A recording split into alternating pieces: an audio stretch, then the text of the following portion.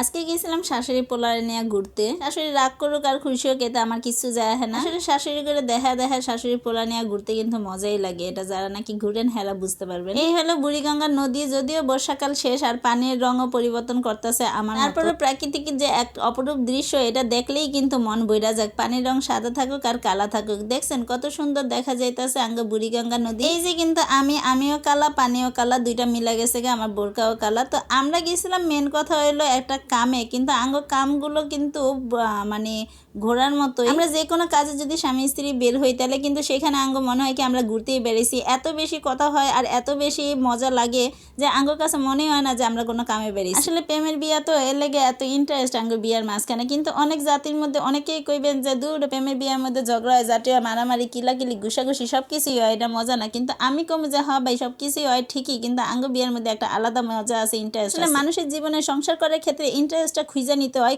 অনেক ক্ষেত্রে কিন্তু ইন্টারেস্ট পাইবেন না, কিন্তু খুঁজা সেটা তৈরি করে নিতে হইব। আমরাও সেই ইন্টারেস্টটা আঙ্গ বৈবাহিত জীবনের মধ্যে কিন্তু তৈরি করেই লইছি। আঙ্গ সারাদিনে 24 ঘন্টার মধ্যে 18 ঘন্টায় মারামারি, গুতাগুতি, কিলাকিলি, ঝগড়াঝাটি হইয়া থাকে, কিন্তু তারপরেও যেন মনে হয় মহব্বতটা অনেক বেশি। আমরা ঝগড়া করে একজন যদি অন্য ঘরে চলে যায়, অন্য ঘরে থেকে আইসে একটা বেটকি মেরে আবার চায়া থাকুম আরেকজনের দিকে। আঙ্গ ফিলিংস গুলো এইরকম যে আঙ্গ যে বিয়ার 9 বছর হয়ে গেছে, দীর্ঘ 9টা বছর, ও মাই গড, 365 দিনে 1 বছর, এরকম চিন্তা করেন যে 9 বছরে কয় হাজার দিন চলে গেছে।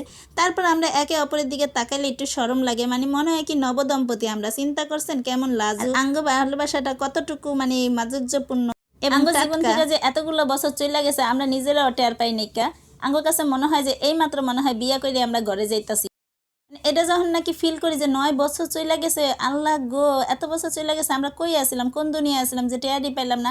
আসলে প্রেমের বিয়েগুলোর মধ্যে এরকমই একটা ভালোবাসা এবং মাধুর্যের সৃষ্টি হয়ে যায়। এটা নিজেরাও কইতে পারে না কেমনে সৃষ্টি হয়ে যায়, আল্লাহ তাআলার হয়তো বা গড গিফট এটা। অনেক শাশুড়ি আছে জামাই বউ এরকম গোলাগুলি কামে যাওয়া একসাথে পছন্দ করে না, কিন্তু আল্লাহর রহমতে আমার শাশুড়ি অনেক ভালো একটা মানুষ।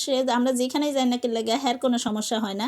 আসলে প্রথম লাইনটা যে ছিল সেটা এমনিই একটু দুষ্টুমি করে বলা, কিন্তু আসলেই সে ভালো মনের একটা মানুষ। আমরা আলহামদুলিল্লাহ ভালো আছি। শাশুড়ির মন জয় করা কিন্তু চারটিখানি কথা না। তৃতীয় বিশ্বযুদ্ধ জয় করা, যুদ্ধের মধ্যে জয় করে আসা যেরকম কথা, সেরকম শ্বশুর শাশুড়ির মন জয় করা থাকা আল্লাহর রহমতে আমরা পারতেছি। তো এই যে দেখতেছেন যে খাবারটা, এটা 90 দশকের পোলা পাইন খুব ভালো করে চিনব। কইতে পারবেন এটা কি? যদি যারা কইতে পারেন কমেন্টে কিন্তু জানাই দিবেন অবশ্যই। এটার নাম তারপরে আমি উল্লেখ করে দিলাম, এটা হলো জুড়ি বাজার। সেই জুড়ি বাজার যেটা পলিথিনের ভিতরে অনেক কাকারা, দাদারা, নানারা আইনা বিক্রি করতো 2 টাকা 5 টাকা করে, আর আমরা লইয়া লইয়া এটা খাইতাম। তো যাই হোক, এই অতীতের খাবারটা আপনাদের কাছে আবার তুলে ধরলাম।